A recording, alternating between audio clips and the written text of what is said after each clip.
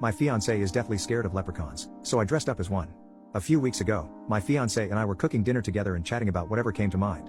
Somehow, the topic of fears came up and we talked about them. Almost all of hers I had already known except for one. She has had a fear of leprechauns since childhood. She doesn't fear all Irish people though, just some. I did not get to find out the reason as the topic had once again changed to another of her interests before I could ask. Earlier today, my fiance's older sister Jane was helping my fiance with wedding planning in our living room. A few days after our chat about fears, I decided to help her get over her fear as I had done in the past. In the past, my fiancé had a fear of spiders and I had decided to prank her. I started putting fake-looking and real-looking spiders in random places. She found this funny and entertaining, so I kept doing it.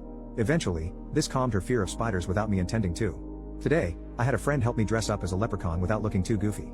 I entered the living room and asked her to look at me in a rather playful tone. She and Jane had turned to me and she immediately screamed. She grabbed onto Jane while crying and Jane yelled at me. I thought her reaction was dramatic, so I started to joke around with her to lighten the mood, saying things like "Don't I look cute?" I then started Irish dancing and talking about pots of gold and rainbows. I got closer to her, but this made things way worse. She started sobbing and having a full-on panic attack. I watched in shock as Jane calmed her down. When she finally was able to get some words out, she told Jane that she wanted to go home with her. I, of course, tried to stop her from leaving by telling her it was just me, but that made no difference. Jane took her with her and drove off. I waited a while before texting her as I wanted to give her some time to calm down fully. Over text, I apologized and asked her to come back. I said that I had no ill intentions, and that her reaction was overdramatic at first. Jane replied on her phone and basically called me insensitive and an a-hole. Jane also said that she needed some time and space to calm down, so she would be staying the night with her.